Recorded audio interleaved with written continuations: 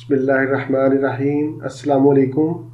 Doctor نوید health care میں آپ لوگوں کو خوش آمدید۔ امید ہے آپ سب لوگ خیریت سے ہوں گے۔ آج کا ہمارا پروگرام ہومیوپیتھی پر ہے۔ ہومیوپیتھی کیا چیز ہے، بیماری کیوں اور کیسے پیدا ہوتی ہے، اور مکمل شفا کے لیے ہومیوپیتھی دوا کیسے کام کرتی ہے۔ اس کے علاوہ ہومیوپیتھک ادویات کن چیزوں سے تیار کی جاتی ہیں، یہ تمام باتیں آج کے پروگرام میں ڈسکس کی جائیں گی۔ آج کا پروگرام کرنے کا مقصد یہ تھا کہ ماشاءاللہ آپ لوگوں کے سوالات اتنے زیادہ ہوتے ہیں کہ فرداً سب کو جواب دینا ممکن نہیں ہوتا، اس لیے میں نے سوچا کہ ہومیوپیتھی میں استعمال ہونے والی چوٹی کی مشہور ادویات کی مختصر علامات اور طریقہ استعمال آپ سے شیئر کروں تاکہ آپ لوگوں کو آپ کے سوالوں کے جواب مل سکیں۔ اس لیے میں نے ضروری سمجھا کہ سب سے پہلے میں آپ لوگوں کو ہومیوپیتھی کا تھوڑا سا تعارف کروا دوں۔ ہومیوپیتھی سے مراد علاج بالمثل ہے۔ اس طریقہ علاج کا نظریہ ہے کہ جو دوا خام حالت میں زیادہ مقدار میں علامات پیدا کرتی ہے، وہ ہومیوپیتھک دوا میں تبدیل ہونے کے بعد ان علامات کو ختم کرنے کی صلاحیت بھی رکھتی ہے۔ ہومیوپیتھی کا موجد ڈاکٹر ہانیمن تھا۔ وہ ایک ایلوپیتھک ڈاکٹر تھا۔ ڈاکٹر بننے کے بعد وہ 11 سال تک ایلوپیتھک کی پریکٹس کرتا رہا، لیکن 11 سالوں کے بعد اس نے ایلوپیتھک پریکٹس کو خدا حافظ کہہ دیا اور ہومیوپیتھی کو خوش آمدید کہا۔ ایلوپیتھک کو خدا حافظ کہنے کی 2 وجوہات تھیں۔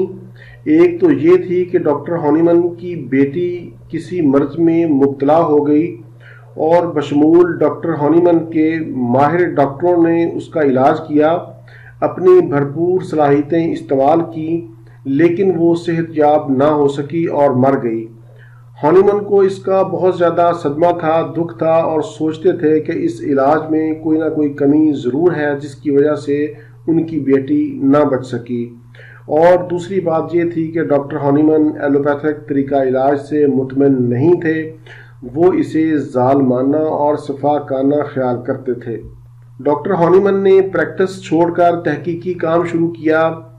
وہ میٹیریا میڈیکا کا ترجمہ کر رہے تھے کہ قوانین کے تذکرے پر پہنچے تو حیرت زدہ رہ گئے کہ جو افراد قوانین کے کارخانوں میں کام کرتے ہیں وہ اکثر ملیریا یا سردی والے بخار میں مبتلا رہتے ہیں۔ ڈاکٹر ہانیمن کیونکہ خود ایک ڈاکٹر تھے اور وہ قوانین سے ملیریا کے مریضوں کا علاج کرتے رہے تھے، وہ یہ بات پڑھ کر سوچ میں پڑ گئے کہ ہونا تو یہ چاہیے تھا کہ قوانین کے کارخانے میں کام کرنے والے افراد کو کبھی ملیریا بخار نہ ہو، کیونکہ ان کے جسم میں مسلسل قوانین کی ایک خاص مقدار داخل ہوتی رہتی ہے۔ یہ ایک نکتہ تھا یا وہ نکتہ تھا جس پر ہومیوپیتھی وجود میں آئی۔ ہومیوپیتھی ایک قدرتی طریقہ علاج ہے اور اس میں قوت حیات یعنی وائٹل فورس کو بنیادی اہمیت حاصل ہے۔ جس کو قوت حیات کی سمجھ آ گئی اس نے ہومیوپیتھی کو سمجھ لیا۔ قوت حیات ایک نہ نظر آنے والی قوت ہے، لیکن یہی جسم کی حکمران قوت ہے جو تمام افعال کو کنٹرول کرتی ہے۔ قوت اور بیماری کے درمیان ایک جنگ ہوتی ہے، ایک کشمکش جاری رہتی ہے۔ اگر قوت حیات مضبوط ہو تو حملہ آور بیماری ہلاک ہو جاتی ہے، اور اگر قوت حیات کمزور ہو تو حملہ آور بیماری کامیاب ہو جاتی ہے اور جسم بیمار ہو جاتا ہے۔ یہ قوت حیات اس وقت کمزور ہوتی ہے جب ہمارے اندر نیگیٹیوٹی پائی جاتی ہے۔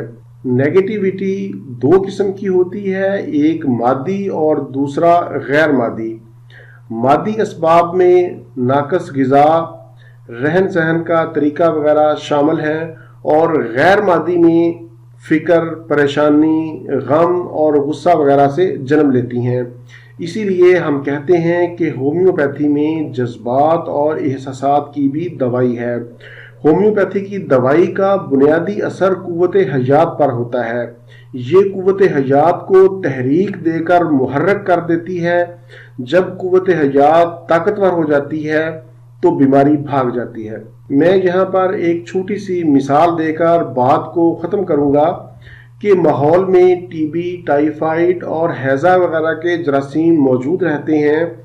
शायद ही कोई इंसान ऐसा हो जिसके अंदर ये जरासीम ना जाते हों, लेकिन सबको टीबी, टाइफाइड और हैज़ा नहीं होता, बल्कि चंद एक को ही होता है, और ये उनको ही होता है जिनकी कुव्वत हयात कमज़ोर होती है।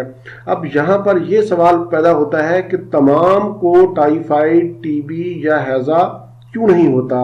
शायद यही वजह थी कि मौलाना मौदूदी ने भी कहा था कि होम्योपैथी तिब का तसव्वुफ है। यकीनन होम्योपैथी का ताल्लुक भी रूहानियत से ही है। अब मैं आपको बताता हूँ कि होम्योपैथिक अद्वियात किन ज़राए से तैयार होती हैं। होम्योपैथिक में अद्वियात सब्जियों, फलों, दरख्तों और पौधों से तैयार की जाती हैं, जैसे लहसुन, प्याज और अदरक वगैरह, और ये बिल्कुल खालिस होती हैं, इनमें केमिकल नहीं होते। इसके अलावा मादनी ज़राए से भी तैयार की जाती हैं, जैसे सोना, चांदी और तांबे से भी अद्वियात तैयार की जाती हैं। हैवानी तरीके से भी अद्वियात तैयार की जाती हैं, जैसे शहद की मक्खी वगैरह से भी अद्वियात तैयार की जाती हैं। इसके अलावा नोसोडोज यानी टीबी के मवाद से या चीचक के मवाद से भी अद्वियात तैयार की जाती हैं। गदूदों से भी अद्वियात तैयार की जाती हैं, जैसे थायराइड ग्लैंड, इंसुलिन और कोलेस्ट्रीनियम वगैरह। गैर मादी अनासर से भी अद्वियात तैयार की जाती हैं, जैसे सूरज की शुआएं, चांद की शुआएं और मकनातीस वगैरह से। बहुत से लोगों का सवाल था कि होम्योपैथी अद्वियात में अल्कोहल शामिल होता है, क्या ये जायज़ है। तो इस पर मैंने अलग से एक प्रोग्राम किया था, उसमें मैंने डिटेल से बताया है। उसका लिंक मैंने नीचे डिस्क्रिप्शन में दे दिया है, आप वो देख सकते हैं। होम्योपैथी के हवाले से ये था मेरा आज का तारुफी प्रोग्राम। मेरा अगला प्रोग्राम इंशाल्लाह किसी एक दवाई पर होगा, उसकी अलामात, तरीका इस्तेमाल और नुकसानात वगैरह इंशाल्लाह उस पर बात की जाएगी। इसी के साथ ही मुझे इजाज़त दीजिए। मुझे आपकी आरा का इंतज़ार रहेगा। अल्लाह हाफिज़ वस्सलाम।